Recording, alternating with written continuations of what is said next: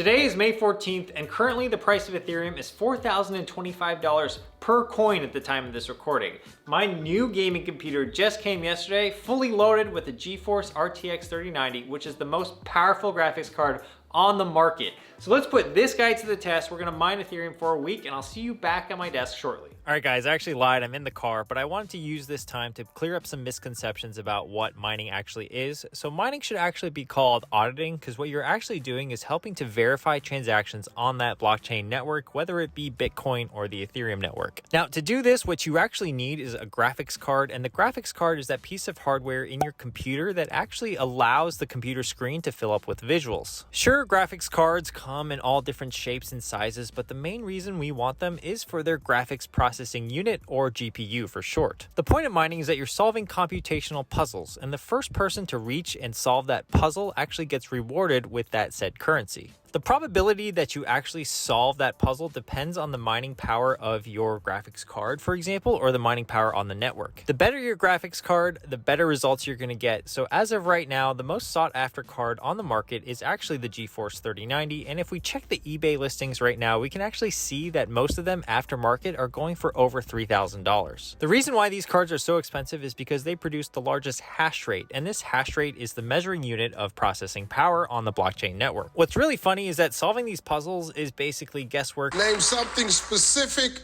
of Leonardo DiCaprio's that you like to hold. The Mona Lisa is painting.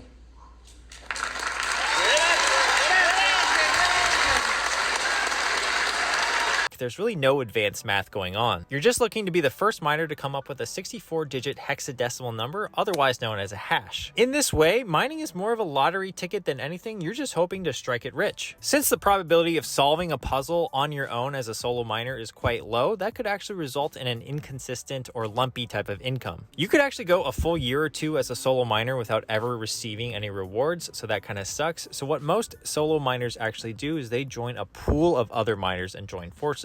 By combining forces, you're actually increasing the chances of you actually resolving one of these puzzles and getting rewarded in Ethereum or Bitcoin. It turns out mining is easy once you figure it out. Not only did I do a bunch of Googling, I also called a friend of mine who had already been mining Ethereum for months on the phone, and he was able to walk me through his setup step by step. The first thing I needed was a mining piece of software, so I proceeded to download what he told me to download, which is called T-Rex.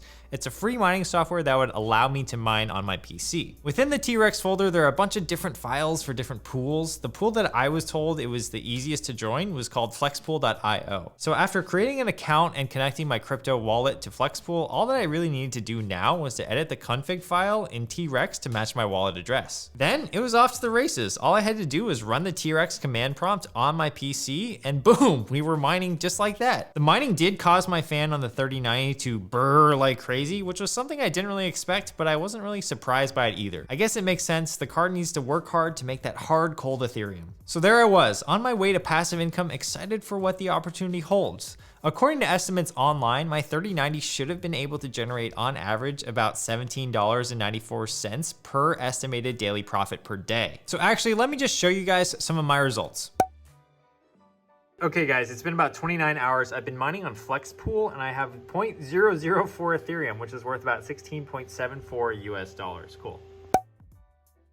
It's been about 3 full days, almost 3 full days, and we're at 0.011 Ethereum, and I'll catch you tomorrow. So halfway through the challenge, after 3 days, we had 0.011 Ethereum. That would put my daily earnings right around $13 to $14 per day, depending on the price of Ethereum. While my daily profit should have been closer to 17, this also happened to be around the same time that the crypto market started to take a dip. When I started this challenge, Ethereum was trading for close to $4,000 per coin, but as of day 3 on May 17th, Ethereum was trading in the 3,100 to 3,300 range, resulting in 25% less profit for the same computational mining. Talk about brutal, right? So the other thing I started to think about at this point was, man, how bad is this stuff for the environment, and is the electricity usage going to eat into my earnings? I'll get into that shortly, but first let me show you the results of my 7-day challenge.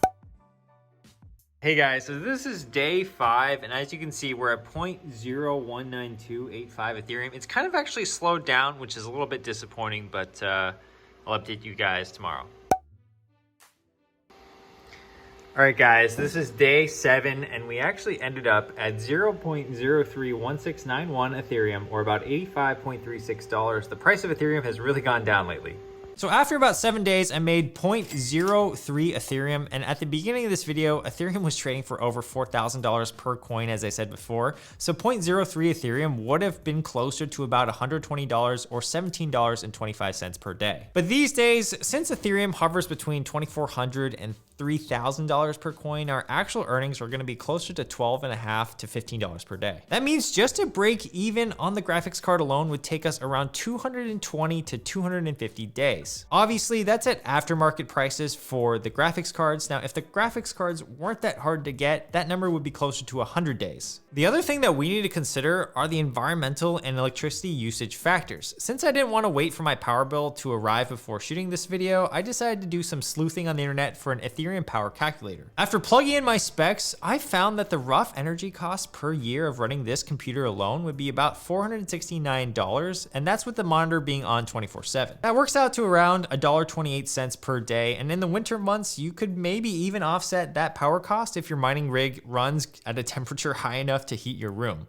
So those are the costs, and that means we would still be profiting around at least $10 to $12 per day easily. Also, I just really want to note quickly that my mining rig is composed of just one graphics card. Many serious miners create computers with like multiple graphics cards on them so that they can increase their profit per day and get closer to that break-even price much faster. Okay, so how bad is this for the environment, and is this a good side hustle? Let's talk about the environmental factors first. After reading some articles such as electricity needed to mine Bitcoin is more than used by entire countries, I realized that it can actually be quite daunting. According to Investopedia, the Bitcoin network uses as much energy in 1 year as the entire country of Argentina. Now that's pretty crazy.